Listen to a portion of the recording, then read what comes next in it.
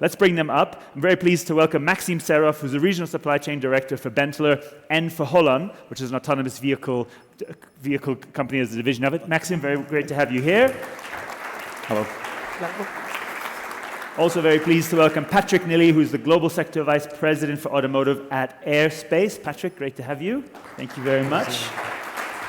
And last but certainly not least, Jeff Gilbertson, ISC Solutions Director for the Americas at Hellman Worldwide Logistics. Great to have you, Jeff. Thank you. Excellent. So yeah, I'll scooch on the end here. So I wanted to open it up to the panel. Obviously, we've just heard from Gabby on how Volkswagen Mexico has created this central control tower. I just want to get a sense from each of you of some of your key objectives for how you're kind of trying to better create visibility and integrate, whether it's in a similar way or different. And Maxime, I'm going to start with you. I think Gabriela's presentation highlights exactly where the industry is heading to right now. So, and we at Benteler have similar priorities. We are very well aligned. So we would like to create the end-to-end visibility, not only inside our plants, but also across the entire ecosystem with our suppliers, carriers, custom brokers, and of course the customers. So, and later on I can also say a few words about how we are organized at Benteler. But in general, our top priorities are, first of all, like Gabriela mentioned, so we would like to make sure that our data and parameters are reliable. So this is very important. Master data in ERP system, transit times, lead times, inventory parameters. So if we have this data unreliable, so obviously then the control tower is just a nice dashboard with the wrong information. So the second priority, we need to expand our connectivity with the entire ecosystem, with suppliers, with tier 2 suppliers, with providers, to continue on board them with the digital tools like EDI, Web EDI, APIs, with the simple mobile solutions, just to make sure that even the small carriers, local providers, able to send the real-time updates. And finally, as soon as you have reliable data, connectivity, you have to use this, let's say, visibility to make predictive decision making. So once you have all this, so you can basically foresee when the next shortage will come up. If you have a line shutdown situation in front of you, so and obviously to react ahead of the time. Yeah. Patrick. Yeah, I would like to add on what Maxime said. You mentioned already some KPIs, transit time, etc.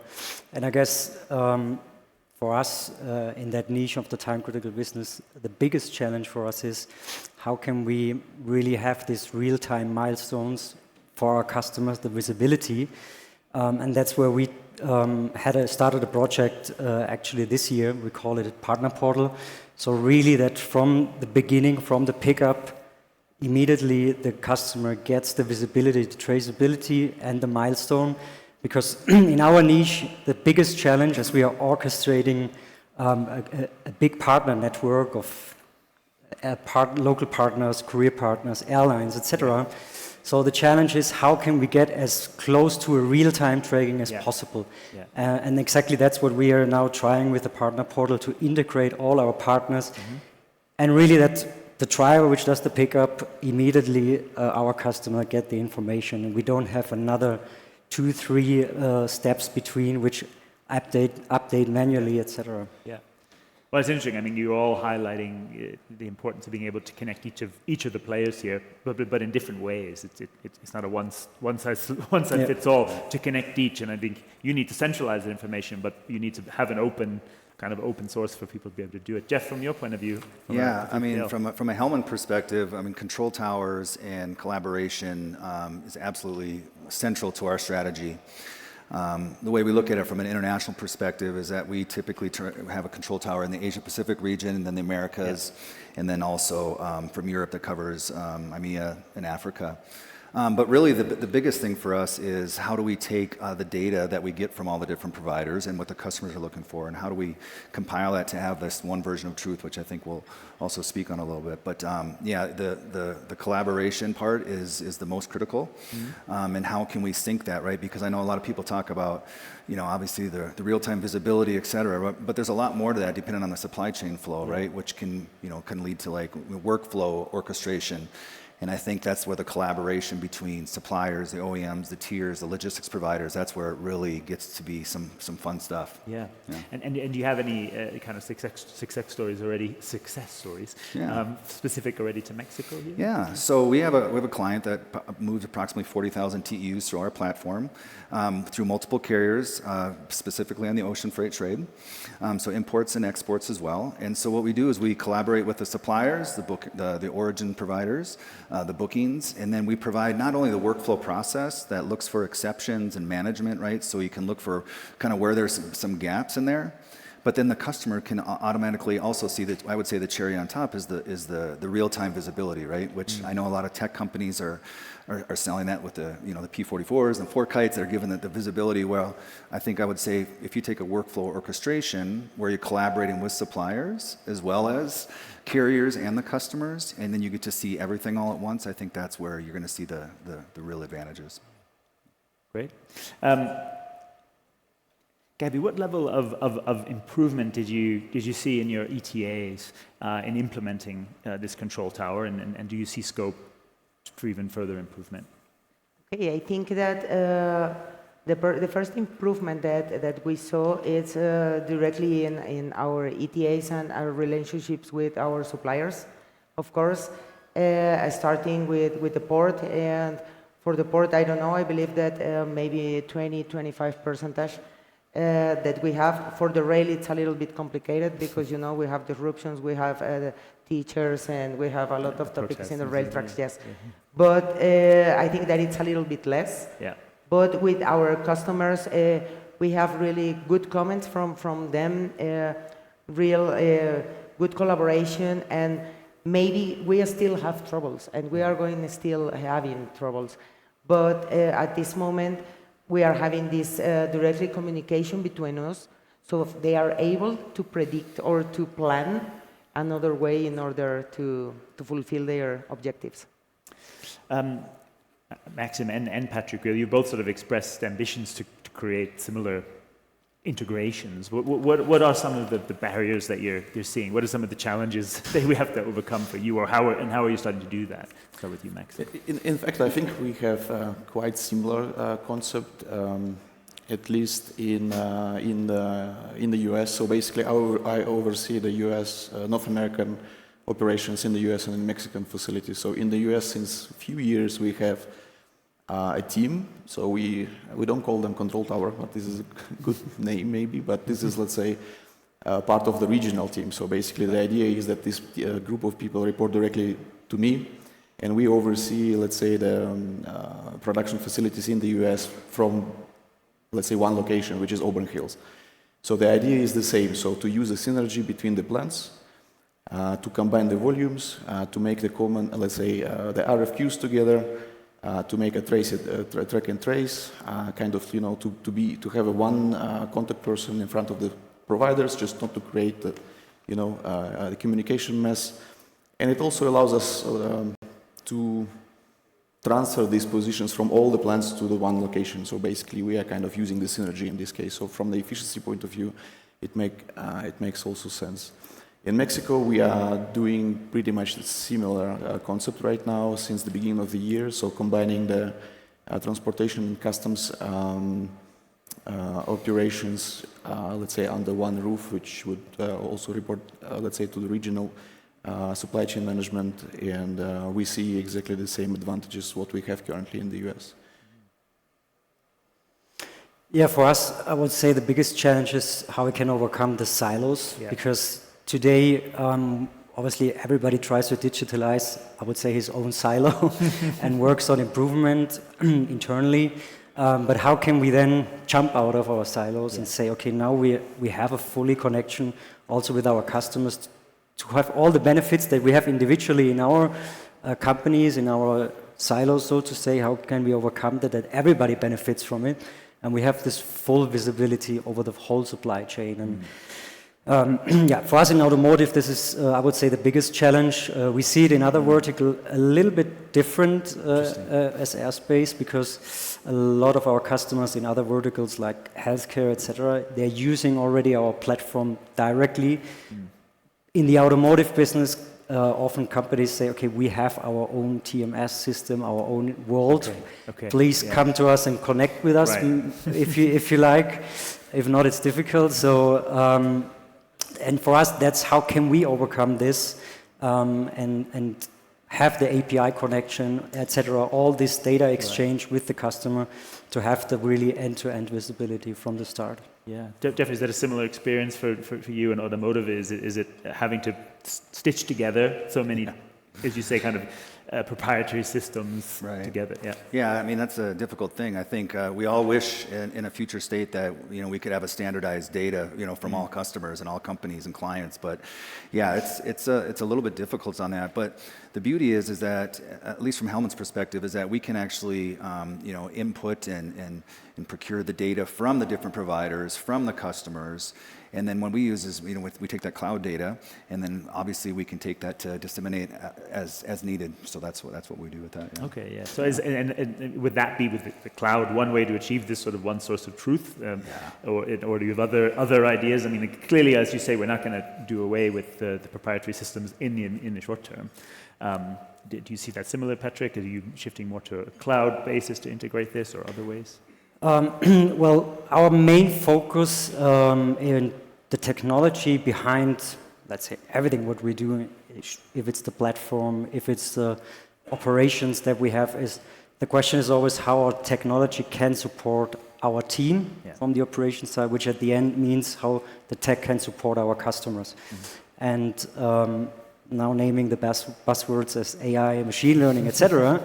But at the end, that's exactly where we are coming from in terms of our US domestic services. I guess you mentioned the weather prediction and all that challenges. I would say it's kind of integrated already in our US domestic platform, exactly the traffic and all that stuff. But then the next challenge, and this is, I guess we all feel partly the same here, is the globalization of these kind of stuff, because we have so many different players then which need to be integrated in a system, in an environment, talking about handling agents at the airport, talking about customs, cartaporte. Wow, there's so many stuff which you need to think about and digitalize. So that, I guess, is the biggest challenge. Yeah. We are in a small market, but then go out of that market and globalize the solution. I mean, Gabby, you showed very well all the different pieces you have to put together, from the dealers, custom brokers, the different transport modes, your Volkswagen Group partners, so to say. How did you overcome, or how have you been overcoming some of the silos that are mentioned here? Was it a case of kind of having to convince the partners of the benefits and kind of be open to the different ways, as Maxim said, that they could connect? Or were there other advice you'd give on how you can overcome that?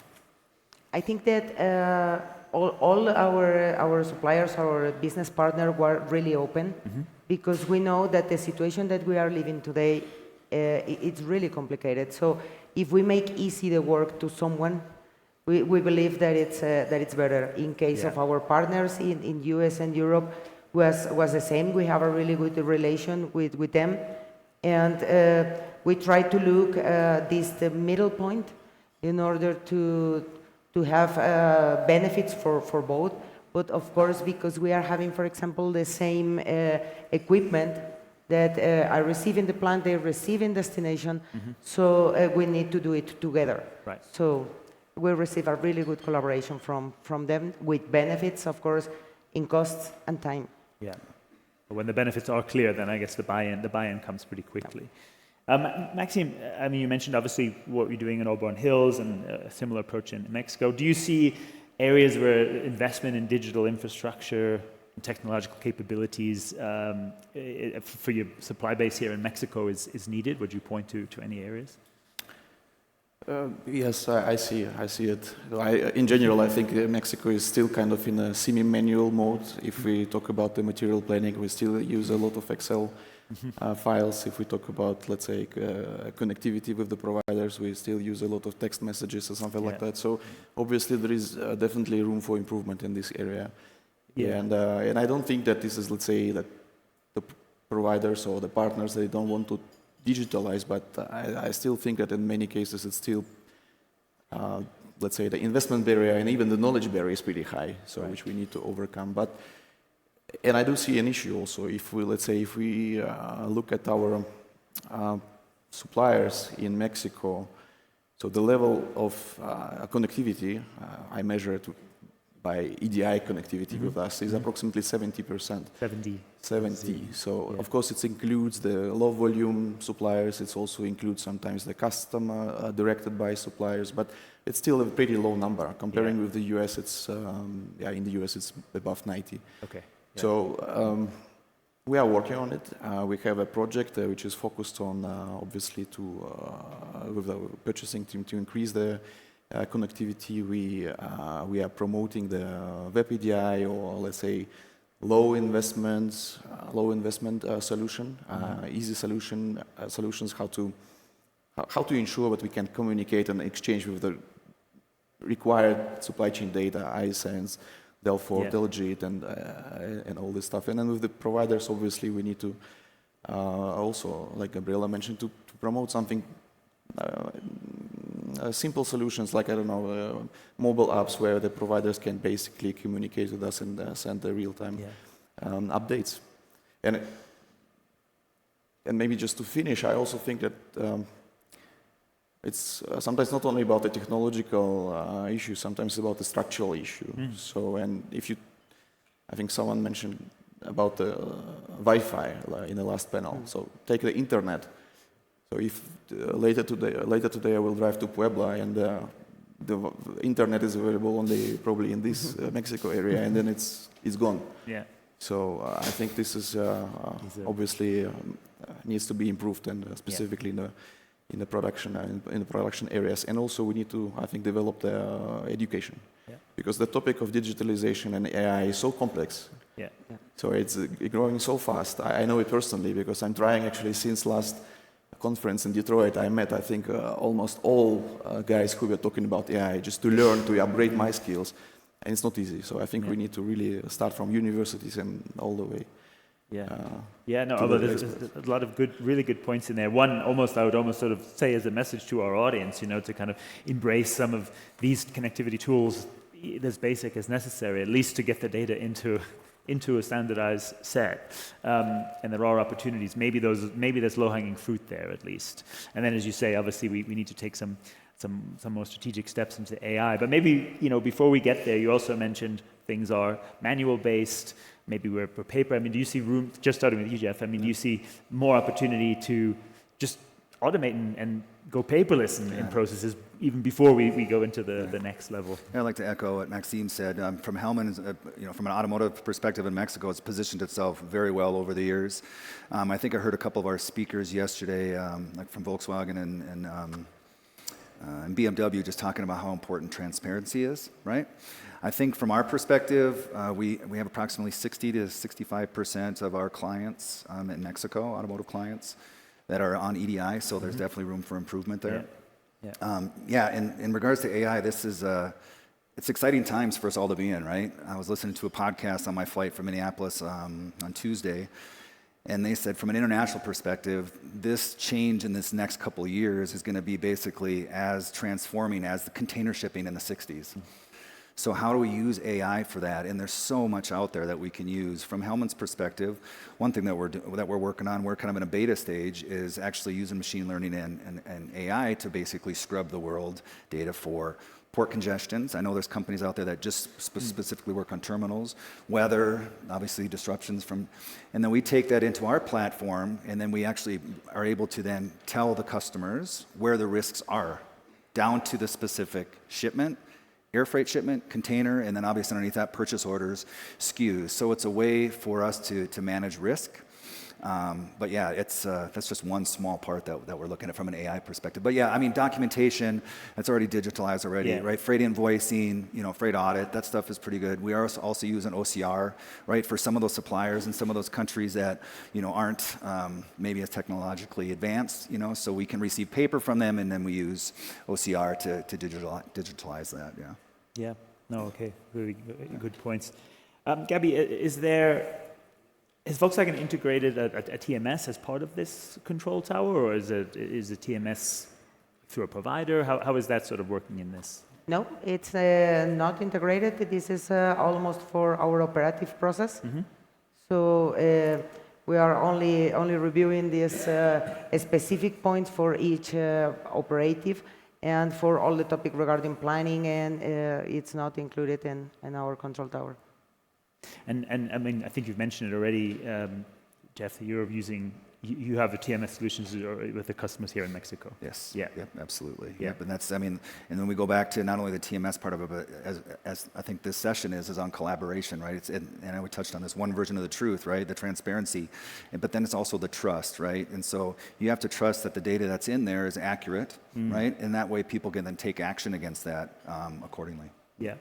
And Maxime, I think, I guess you alluded to it. What would you say are your objectives in terms of TMS here in Mexico, and how does it? Are you starting more in US and looking at other opportunities? Yeah. In the US, we have all our locations using the TMS. We had exactly the same lessons learned what Gabriela mentioned and what I mentioned earlier. So we had data issues, we had connectivity issues. So we are, let's say, overcoming it. So it's not. I would say it's not easy project. So TMS is a very complex project. So, but it's running well. It's improving, and our objective is to do the same in Mexico. So in next year. Yeah. So the goal basically is number one is I would like to see the utilization of our trucks. So I'd like just to make sure that we are not moving the air in the trucks. This is the number one. Number two, real-time visibility, obviously. Very important, just also to reduce this noise of calls and text and where is the truck, that everybody, all material planners can have a direct access and see where is the truck.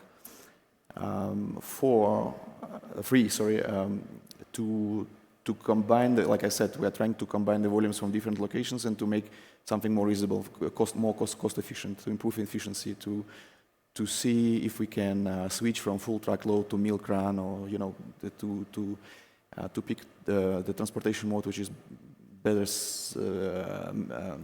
works for the specific lane, and then last but not least, to make sure that we are not paying too wrong. Yeah, just to make sure that invoices are checked. So let's say to have these 4 points, I would say then we can be sure that our freight is efficient. Yeah. So that's our objective. Patrick, you maybe alluded to it a little bit before, but in the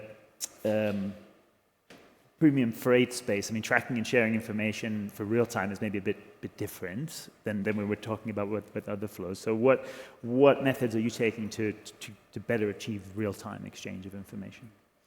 As mentioned, as this is like a strategic project that we have with the partner portal, so it's basically, I would say, it's a portal behind our actual customer portal or operations portal to integrate the different stakeholders in our system.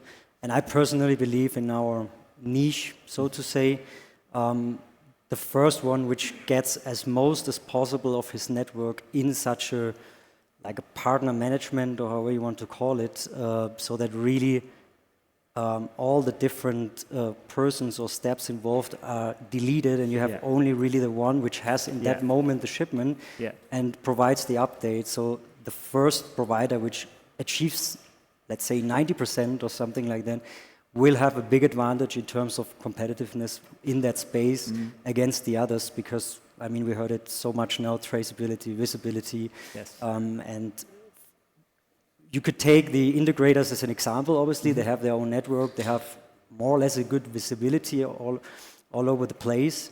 But we are all smaller companies, mostly in the premium freight, and then we are just orchestrating. So how can we integrate that? That is the biggest challenge. And just maybe to add one thing, because in terms of the communication between the different stakeholders, what we see as a future project and as a challenge, I would say, also in terms of the customer and the communication with our customer, is everything around quotation and pricing. Because today our space is very much based on ad hoc quotes. And you mentioned email still sometimes, not only in Mexico. I admit as a German, we also like to use our email still.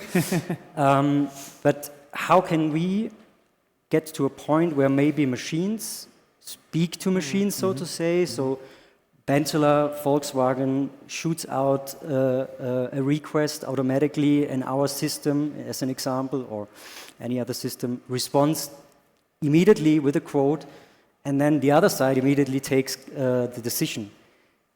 The question is, do we want to have this? Yeah. That would be a different story, but Especially I guess... when it's an expensive charter or something like that. Yeah. At least I guess our industries are heading a little bit towards that in terms of the premium sector. Yeah. No, it's a good point. I'd add to that on a collaboration and our platform. We try to steer all the players in the supply chain journey or the life cycle of that purchase order or the finished goods, and we try to steer them into basically trying to communicate within the platform, right? Because it houses all the information. It's easy. You can link it to specific shipments, et cetera. So you try to keep that in there, and then you can have the chat functionality. So it's really quick. But I think, and I've seen doing some research on here, and I've seen some of our counterparts in the industry are kind of getting into that agentic AI, right? And that's kind of where, we're kind of exploring that as well, is how do we include that AI chatting to make decisions, or at least make some very good recommendations really quickly, where the human interaction can be quick. But you don't want to go to another website to do this, and then because then you're going to have 18 portals out there, and then as a person, how do you even manage all that, right? So to try to, as a company, try to find a place where you can try to house that, collaborate with them, and the transparency. That way, nobody can lie to each other. It's everybody seeing what it can do, and then maybe AI can, basically help all parties in that supply chain, right, to make the best decisions. I think that's the golden goose, along with the predictive ETAs, right? If you can get to that point, yeah, absolutely. Are there if there's any questions from the audience? Actually, there's one right in the back, which is convenient because I think that's where the microphone is. Thank you, Sasha. Right there. Hey, good morning. I really enjoy this conference. You were talking, I'm Guillermo from ICL Systems. You were talking about IT integration, globalization, and this is so good. But at the end, the final decision is made by people, right? Manpower. So I want to hear from Gabriela and you guys, what do you think about the leadership? What is the role of leadership in everything in here? So that's my question. Maybe the decisions that you still need to make despite these systems. Maybe you can start with. Yes. So of course, for us, as I mentioned, it was a little bit complicated. The most important lesson learned, of course, but the leadership and the people for us, it's really important. The people, it's still doing activities. The only big topic for us is to make them the work easy, not to avoid they make the work. So it's a little bit different, and the leadership it's still with people and different people, not only from Volkswagen Mexico, for other companies inside the group of Volkswagen, but that is the intention that we have for Control Tower. And of course, if we improve more and more in automation, of course, we need people to do it reality. Fully agree. I think any changes, any initiatives, whether we talk about digitalization, lean initiatives, any transformations, it starts from the leadership. It should be supported by leadership, so that nothing works if it doesn't go from the top and not supported by the top. And I also agree that everything what we are trying to do in this area of digitalization, let's say, is to make the life of our material planners and in general, let's say, employees easier. Yeah, absolutely. agree or anything Yeah, else? I was going to say that, ultimately at the end of the day, the leadership and the executives from these companies, it's their culture, right? It's their strategy, right? So that, what markets do they want to go into, right? And how are they going to get to that? And what's their marketing, what is their overall strategy? So yes, it's obviously leadership drives that. I think as logistics providers, as well as the procurement and logistics from the clients, we're told to execute, right? But also within that, that's when we can use the tools to maybe help optimize, because ultimately we want to be more efficient. We want to reduce costs, right, in the entire supply chain. But like I said, I still think the human leadership of each individual company, they still drive the direction on where they want to go. So we can't allow AI to say, where should we open a market? Maybe they might give you some information, but it still ultimately comes down to the culture and the history of the company. So, yeah.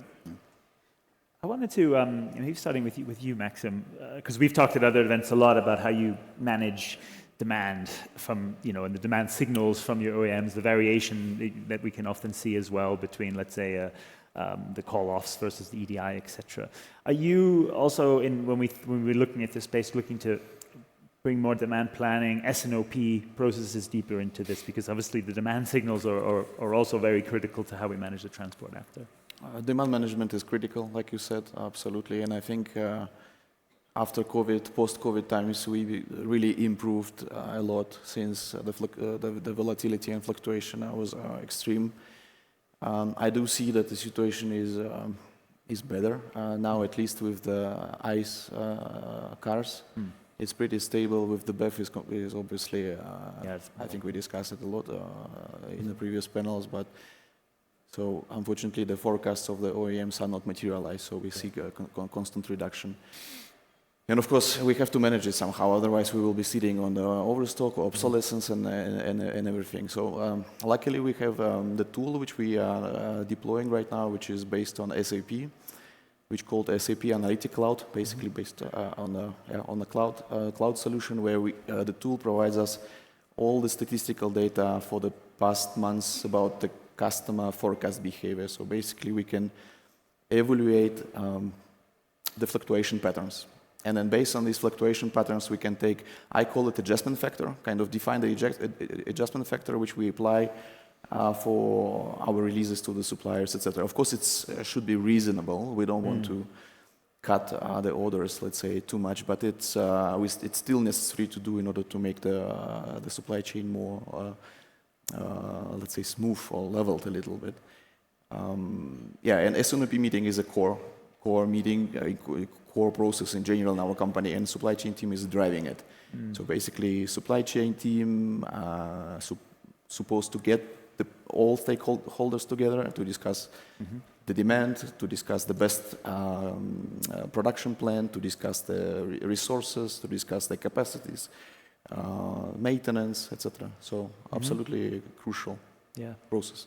And Gabriel, perhaps a little from the perspective of your newer role, or the role you've taken on this year in with production order, do you see the demand signals being more integrated into this control tower view as well? Is that an important step or next step, if you like, for looking at this holistically? Yes, I think that that is my important objective now to see the first part of the process.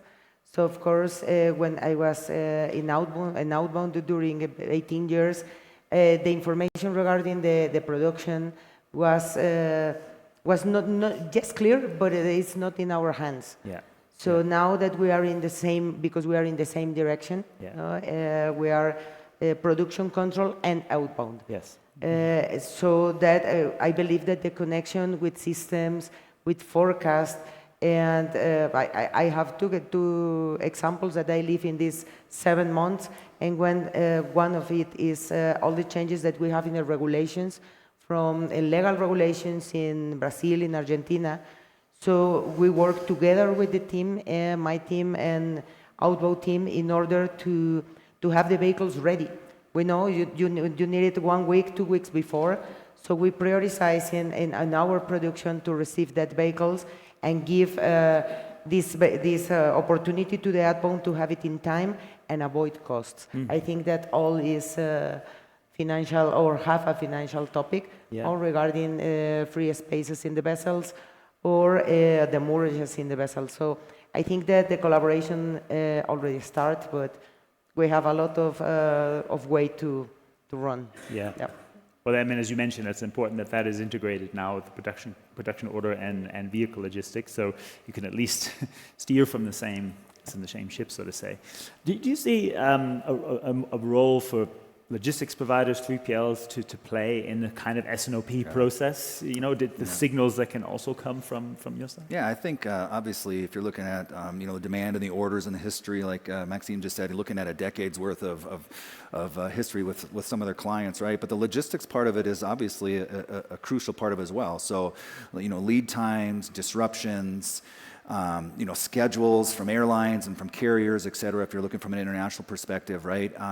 And I think if you can get to that point where you add the logistics data along with your historical demand from your customers, then you can obviously, if you can predict what that demand is going to be, right? I think that's going to be very, very key to that. And that's where even the AI comes in again, where you can use the tools to do the predictive modeling, right? Based on the historical data, with the lead times, what we're seeing in the future. I think you mentioned like you put a factor in there, however a factor that comes in there. But there's so many different things from an international perspective that will affect how the lead times will affect maybe potentially your production, when you need to place the POs to the suppliers. So I think logistics companies can provide a lot of value to companies that are looking at that. I think if you can take those all together, I think that's where you're going to come up with the best solution.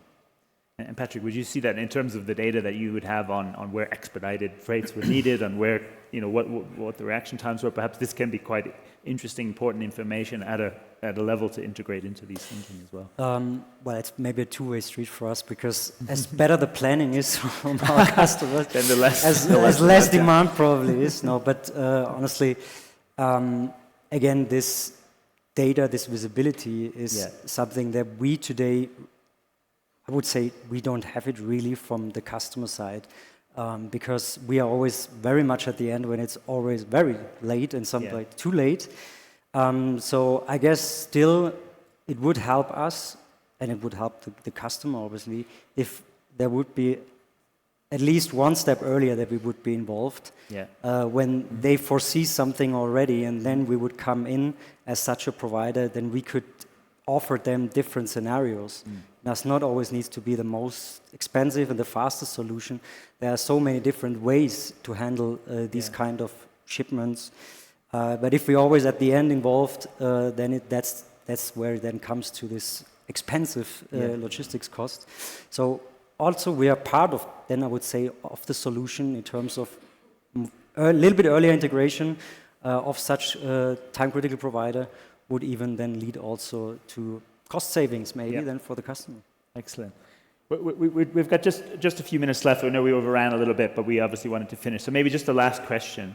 And I was thinking, okay, do I ask you about the future of digital twins and automation? But then sometimes I think, maybe it's just good to know what can you start to do on Monday. So if you're kind of thinking about to realize the goals that we've been talking about here in terms of having been connected, predicted supply chains, what's the next important step you'd like to take in for your company and also with your partners here to achieve that, let's say, starting Monday or over the next year? And I'll start with you, Jeff, on that. Yeah, I mean, if I'm a customer and you're here for the 3 days and you're doing your research and you're in this world of, where do we go? There's a lot of things changing, right? I think the first thing is, like I said earlier, the company needs to come up with a strategy from a supply chain strategy. And obviously there's different flows, finished vehicles versus components for production, et cetera. Maybe it's focusing on one of those. And then really at that point, do your research.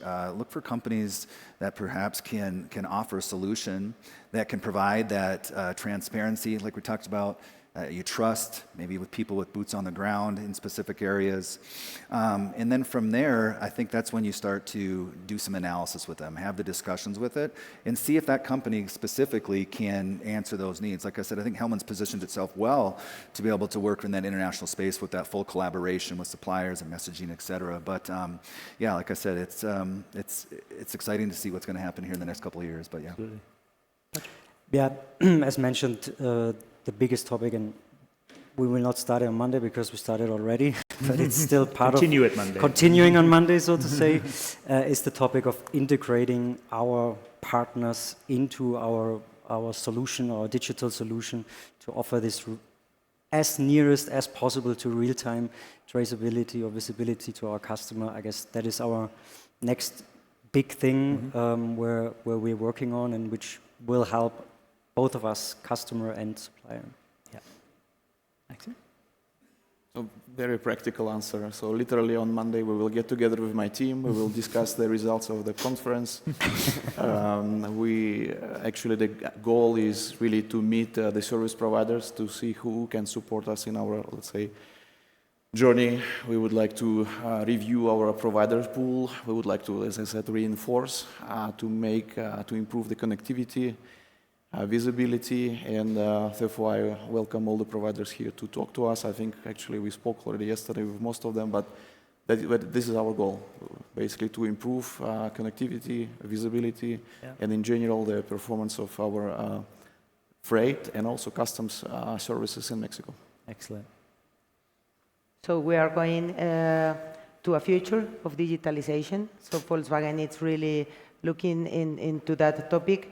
For us, important is to still improvement, because of course automation is not from today to tomorrow. Yeah. We need to continue on that with all our suppliers and partners.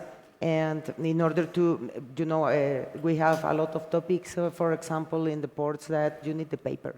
Yeah. No, you need to bring the paper and deliver to the guy that it's there.